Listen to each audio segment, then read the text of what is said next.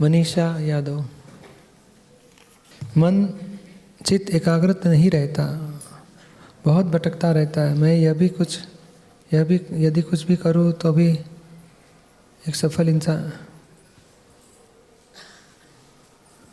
मैं ये भी करूँ वो भी करूँ और सफल इंसान भी बन जाओ, ये हो जाएगा। हाँ, ये ज्ञान में रहो, मन और चित्त को जुदा देखो। मनीषा का है, उसको वो कहाँ जाता है, क्या बताता है, उसको देखो, जानो, धीरे धीरे वो स्थिर होते जाएंगे। समझ में? नहीं, ये है ना, जैसे पढ़ना है और बहुत सारे काम भी करती हूँ तो ऐसा लगता है कि इसमें ज़्यादा मेहनत करूँ, फिर लगता है पढ़ाई में करूँ, इसी में गोल गोल घूमती रहती हूँ। नहीं, एक वर्तमान सुधारो, जो काम आया उसको पूरा करो, बाद में दूसरा काम आएगा तो उसका पूरा करो, उसको पूरा करो। नहीं, वो करने की तो कोशिश करती हूँ। नहीं, मगर वो करने के टाइम तय करो, 1 घंटा पढ़ाई करनी है तो करे अच्छी तरह।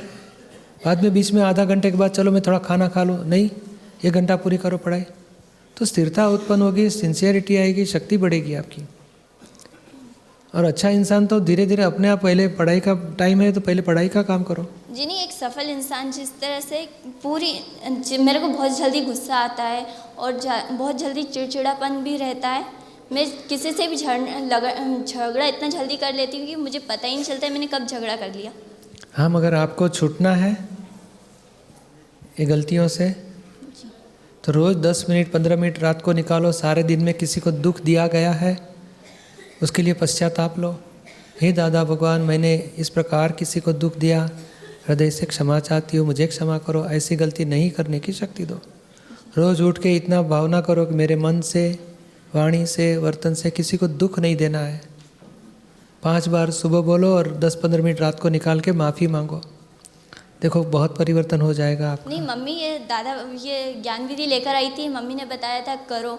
मैंने कुछ दिन कोशिश करी, 1-2 दिन करा, फिर उसके बाद मेरे इतने काम में बिजी हो गई कि मैं सब कुछ भूल गई। नहीं, ये झगड़ा करने में टाइम मिलता है तो भगवान का प्रार्थना करने में टाइम नहीं मिलेगा?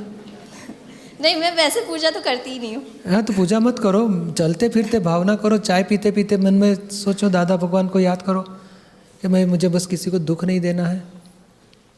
आपको सुख शांति, आपको अच्छा इंसान बनना है ना जी।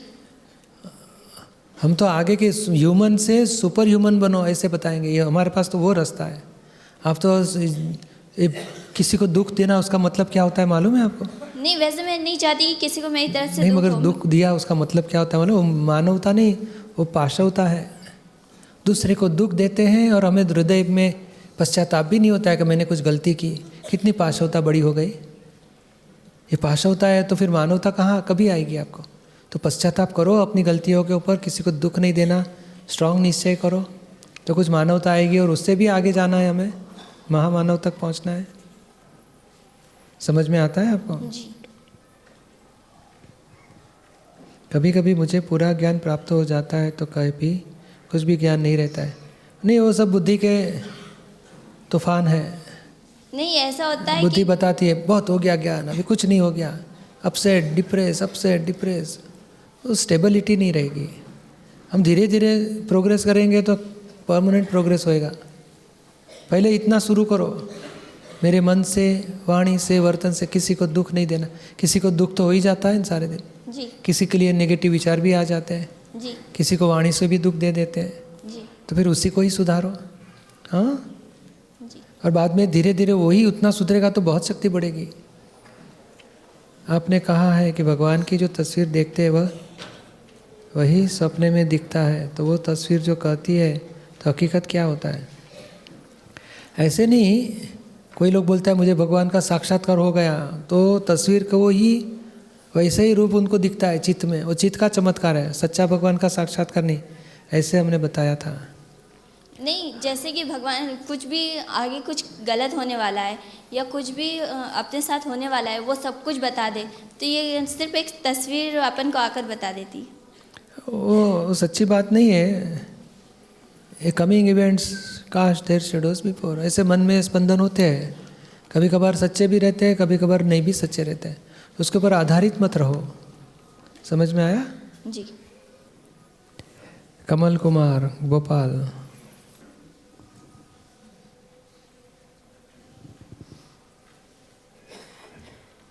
क्या पूछना चाहते हो?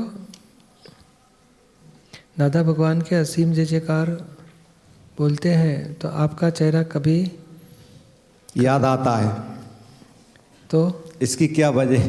तो आने दो ना, क्या कहते हैं उसमें? नहीं, मतलब ऐसे बहुत से सपने आते हैं, कोई बात है तो आप बोलने लगते हो, तो मतलब जो दिन में जो भी समस्याएं होती हैं तो बुद्धि बताती है, और बुद्धि होती है तो इसलिए याद आता है। तो ये भी मतलब क्या माना जाए इसको? ये तो सत्संग की बात सुनी है तो याद आएंगी बातें सब, तो जिससे सुनिए उसका सब चेहरा याद आ जाएगा, सत्संग की बातें याद आ जाएगी। तो हम तो ज्ञान में रहने के लिए हेल्प लेने की, इससे समझ में आया आपको? जी। मेरी आदत गुटखा नशा करने की हो गई है, उसे कैसे छोड़ने के लिए क्या करो? उसके लिए पहला निश्चय करो कि गुटखा व्यसन सब शरीर को नुकसान करता है। ये तो करता हूँ मैं। हाँ, पहला शक्ति मांगो, और जितनी बार नशा किया उतनी बार दादा भगवान के पास माफ़ी मांगो। हे दादा भगवान, मेरी गलती हो गई, माफ़ी मांगता हूँ, ये छूट जाए, इसे मुझे शक्ति दो। समझ में आता है? जी। ऐसे करते हो आप? करता हूँ लेकिन कितने टाइम से फायदा नहीं मिलता। हैं? करता हूँ लेकिन यह फायदा नहीं मिलता। फायदा नहीं होता है वो, उसका थोड़ा प्रोटेक्शन करते होगे। 4 स्टेप बताए दादाजी ने कि व्यसन करना गलत है, किस प्रकार गलत है, उसकी स्टडी करो, कितना नुकसान होता है, कितना डेंजर है।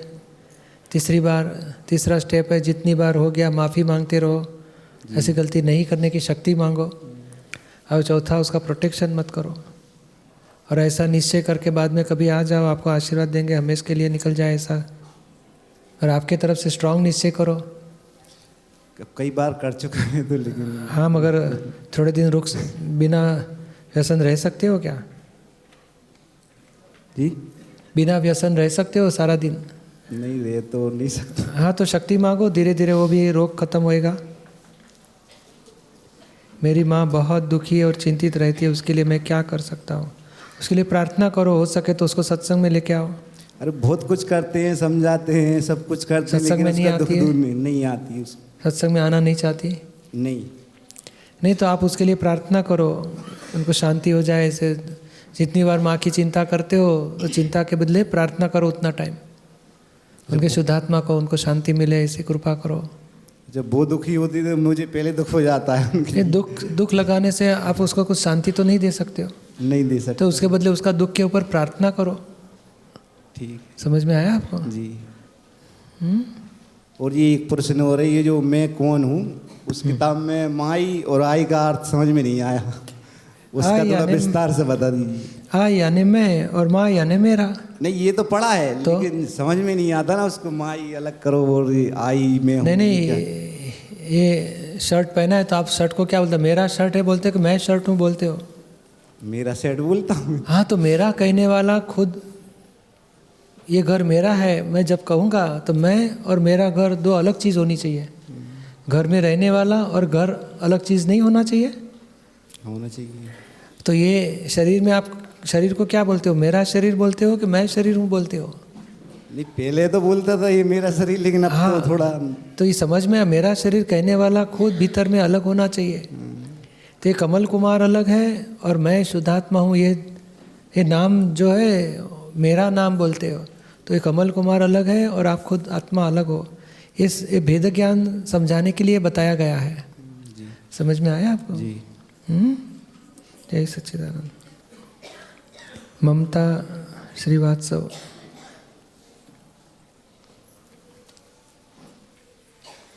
सामायिक में लोभ को कैसे देखें? क्रोध, मान, मोह तो दिखते हैं, पर लोभ में कुछ समझ नहीं आता। क्या क्या बातें इसमें आएगी? कृपया दृष्टि प्रदान करें। अभी क्रोध, मान, मोह तो चले गया ना? पूरा तो नहीं गया है लेकिन तो फिर काफी। उसको निकालो, बहुत हो गया। अच्छा, उतना निकालते निकालते बाकी रहेगा तो बचने, समझ लेगा ये लोभ बच गया अभी। अच्छा, तो फिर भी उसमें लोभ में जैसे क्या देखना है ये? अरे किच बिगड़ गया तो कुछ दुख हो जाता है? पैसे खो गए तो दुख हो जाता है? होता है, लेकिन अभी तो ज्ञान के बाद काफी कम होता हाँ, है। तो वो लोभ को दुख होता है। सब्जी लेने गए और हमें लगता है कि 12 रुपये किलो और उसने तो 25 रुपया लिया। तो जब मालूम हुआ कि ज़्यादा पैसे लिया तो कुछ दुख हो जाता है? नहीं होता है अभी। अभी नहीं होता है, आराम से खुशी से पैसे दे देते हो। और अब तो हो गया, क्या करें उसमें गया। हाँ, तो लोभ कम है। और किसी ने अपमान किया तो वो होता है। हाँ, तो मान बड़ा है, लोभ कम है, मगर है वो चीज़ वस्तुओं का भी लोभ रहता है और कपड़े का भी रहता है। चलो ये बचना चाहिए, चलो सिलाई सस्ते में हो जाए, चप्पल खरीदने गए तो भी सस्ता महंगा। नहीं, वो सस्ता वो का तो डिफरेंस नहीं जो है वो लोभ की वजह से हो लेकिन सकता है। अच्छे अच्छे कपड़े पहनने का, नए वो नए कपड़े मोह है। पहनने का शौक है। वो मोह है। अच्छा, पैसे बचाने का नहीं है ज़्यादा। हाँ, तो मान बड़ा होगा, मोह बड़ा होगा। हाँ, मोह तो है ज़्यादा। बस तो अभी एक को निकालो, बाद में एक के पीछे सब बच्चे भाग जाएंगे उसके। अच्छा, ठीक है। जय सच्चिदानंद। जय सच्चिदानंद। शांतिलाल अमरावती। ज्ञान कौन लेता है? मैं कौन हूँ, यह अच्छे से समझाइए। वही जिसको अज्ञान है वही ज्ञान लेता है। अहंकार, सूक्ष्मतम अहंकार है, वही ज्ञान लेता है और उसकी अज्ञानता छूटती है, उसको साक्षात्कार आत्मा का होता है।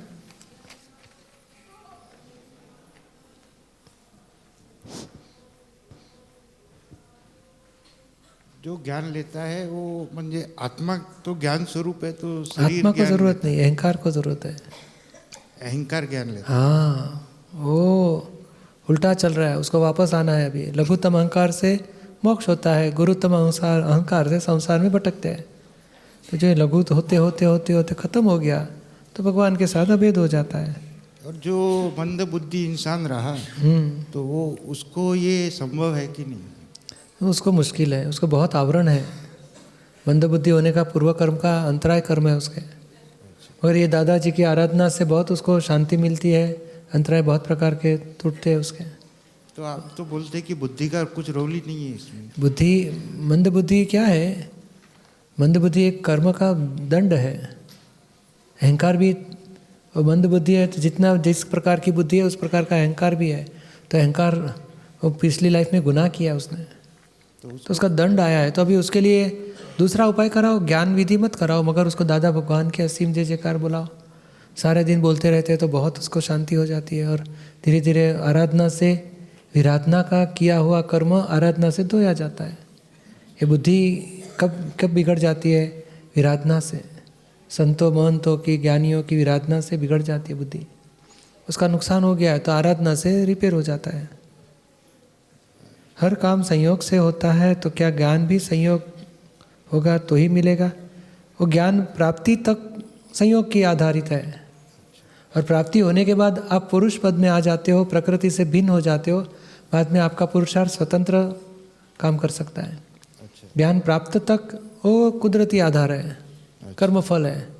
और कर्मफल बाद में शांतिलाल में रहेगा, मगर आप जुदा हो जाते हो ज्ञान के बाद, और आप पुरुषार्थ स्वतंत्र रियल पुरुषार्थ कर सकते हो बाद में। अच्छा।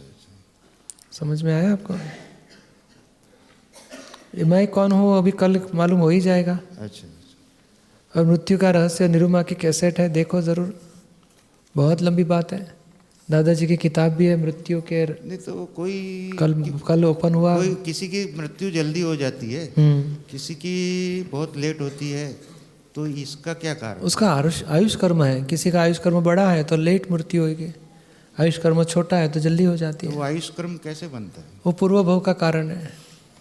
किसी को दुख दिया, किसी के प्रति द्वेष किया, अभाव तिरस्कार किया, तो आयुष कर्म कम हो जाएगा। सभी को सुख शांति हो, लंबा तो आयुष बढ़ते जाता है। ऐसा है, या फिर हम जो भाव करते हैं उस अनुसार आयुष क्रम बनता है क्या? हाँ, भाव से ही आयुष कर्म बन जाते हैं। दुर्भावना से कम होता है, लंबी अच्छी सद्भावना से लंबा आयुष हो जाता है।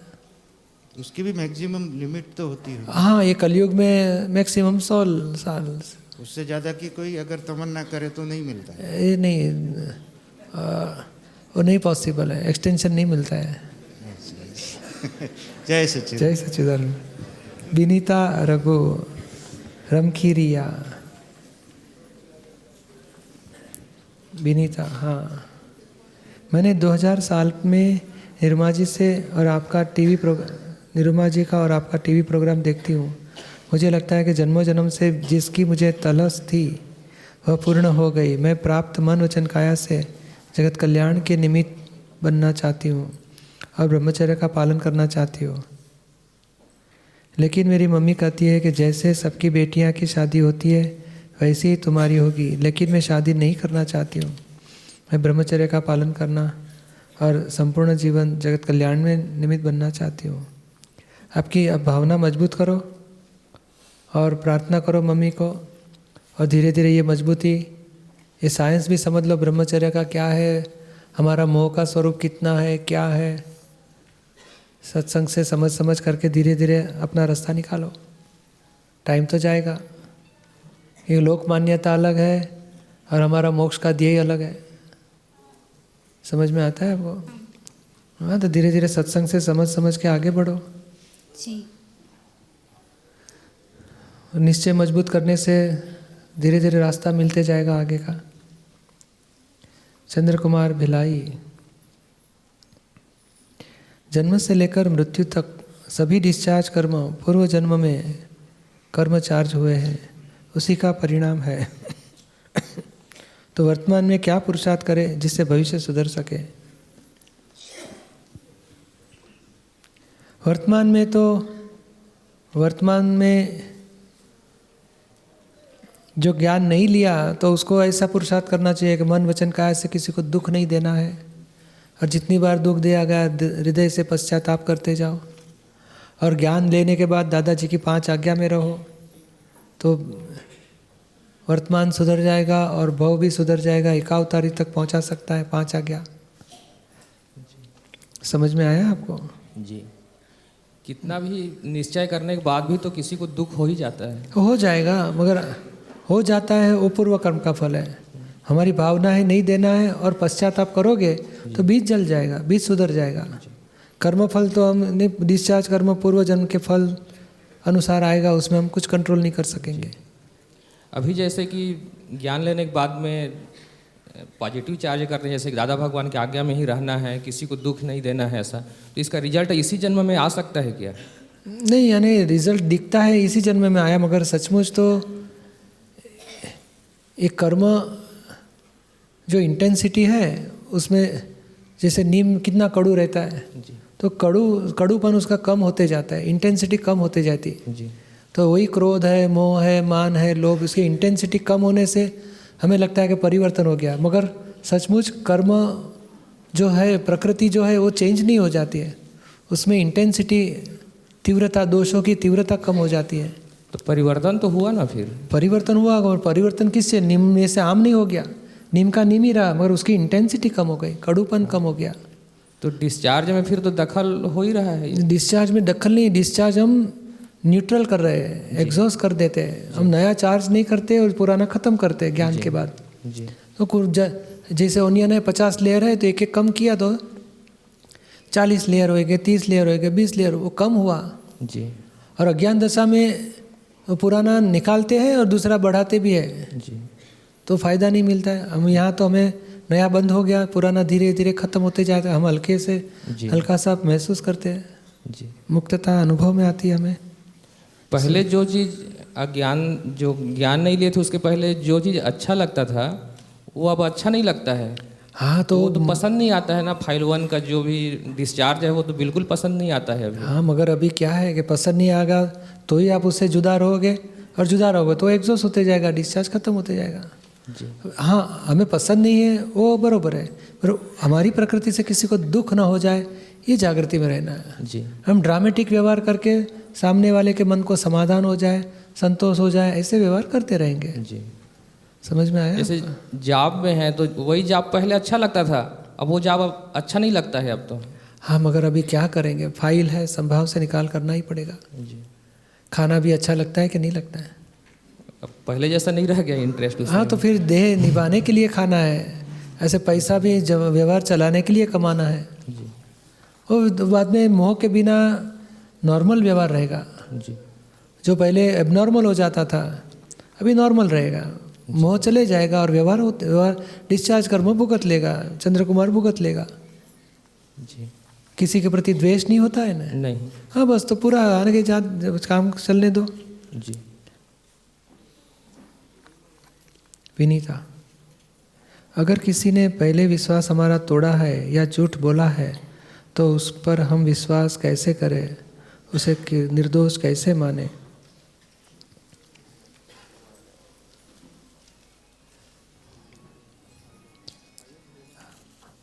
और उसने आपका विश्वास तोड़ा, उसमें किसकी गलती है? झूठ बोला तो उसमें किसकी गलती? हम किसकी गलती निकालते हैं? हमारे साथ विश्वासघात किया तो हम आदमी को ही गुनहगार देखते हैं, और वो आदमी हमें क्यों मिला? दूसरे को नो ऐसा आदमी नहीं मिलता है, हमें ऐसा क्यों आदमी मिलता है? इसमें किसने भेजा उस आदमी को आपके पास? किसका गलती? तो सचमुच हमारी ही कर्मफल में हमने कुछ कर्म बीज डाले हैं तो उसका कर्मफल में ऐसे आदमी मिल जाते हैं। उसका दोष नहीं है, हमारा ही हिसाब है। और विश्वास कभी टूटता है मालूम है? जिधर ज़्यादा मोह है, विश्वास ज़्यादा रखते हो, वहाँ से ही विश्वासघात होता है। हमारा ही मोह का रिएक्शन में विश्वासघात हुआ है।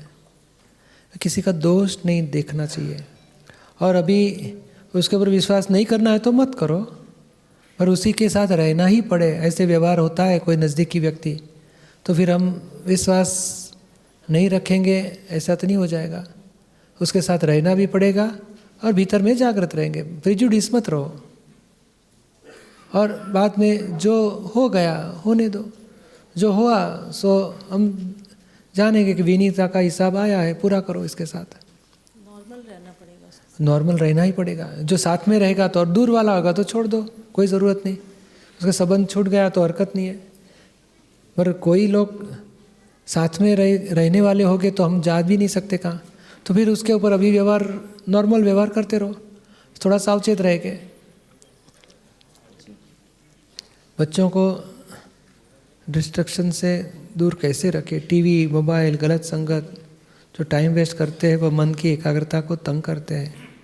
यह सब बच्चों की सही लगने बच्चों को सही लगने लगता है। ये तो अभी क्या करें हम, ये बच्चे भी अपने हिसाब लेके आए हैं कि इनको यही पसंद आता है। और धीरे धीरे एक ही उपाय है कि उसको आप हस्बैंड वाइफ प्रेम वाला व्यवहार करो। एक दूसरे का कभी झगड़ा, मतभेद, टकराव नहीं होना चाहिए, क्लेश घर में नहीं होना चाहिए, तो बच्चों के ऊपर अपने आप संस्कार गिरेंगे। दूसरा, आप सत्संग में आते हो तो बच्चों को भी लेके आओ, और धीरे धीरे घर में भी आप आरती करो, कुछ भक्ति करो, कुछ सत्संग का व्यवहार करो, ताकि उनको भी देख के सत्संग की भक्ति उत्पन्न होगी। उसको भी सही बात सिखाइए, चलो मन वचन का ऐसे किसी को दुख न देंगे। नहीं, जैसे बच्चे बहुत देर टाइम वेस्ट कर देते हैं, जैसे क्या मोबाइल में या कहीं टीवी में, और मना करने से वो सोचेंगे कि मैं उनको अगेंस्ट जाके बोलूं। नहीं, मगर उसकी इतना हाइपर है, कैपेसिटी इतनी ज़्यादा है, शरीर छोटा है और मशीन ज़्यादा पावरफुल है। अभी उसको उसका एक खिलौना है सब, टीवी, मोबाइल। हाँ, गलत संगत तो अब स्कूल और आसपास पड़ोसी में हो गया, तो थोड़ा जितना हो सके उतना प्रोटेक्शन करो। नहीं, गलत संगत मतलब फ्रेंड्स हैं जो टाइम वेस्ट करते हैं। हम अगर अभी उसका उपाय तो उसको इतना ही जोर लगाओ कि भाई तेरा परसेंटेज पढ़ाई में कम से कम 80% आना चाहिए। अभी वो हॉस्टल में रह रही है, लड़की है, तो फिर और भी अभी हॉस्टल में भेजिए आपने तो, और वहाँ तो कुसंग तो आराम से मिलेगा उसको। हाँ, इसीलिए अभी घर पे नहीं रख सकती उसको। नहीं, वो इंजीनियरिंग कर रही है ग्वालियर में। धीरे धीरे उसको ये सत्संग की बातें बताओ, कभी चलो 2 दिन के लिए आ जाओ, ज्ञान लेके जाओ, कुछ उपाय करो, पॉजिटिव उपाय करो उसके लिए, तो जीवन में कुछ ध्येय उसका होगा तो अच्छा जीवन जाएगा उसका। नहीं तो ये तो मोह वाली प्रकृति है, तो मोह का तो कुसंग भी मिल जाएगा और मज़ा भी करते रहेंगे। और घर से दूर गए तो ज़्यादा मज़ा करने का चांस मिलता है उसका। मम्मी कभी तो देखने वाली कोई है ही नहीं। धीरे धीरे उपाय करते रहो। कभी छुट्टी में आए तो प्रेम उसको लगे, उसको हृदय से हमारा प्रेम टच हो जाएगा तो उसको माँ के साथ उसका प्रेम अटैच हो जाएगी प्रेम से, तो कुछ उसका पॉजिटिव रिजल्ट लाने के लिए सफलता मिलेगी। निरुमा की बहुत सारी कैसेट है, माँ बाप बच्चों का व्यवहार, थोड़ी आप देखो, पढ़ो। दादाजी की किताब भी है। और प्रार्थना करो बच्चों के लिए कि वो लोग सन्मार्ग में चले, कुसंग से छूटे। भावना रखो आप। जी।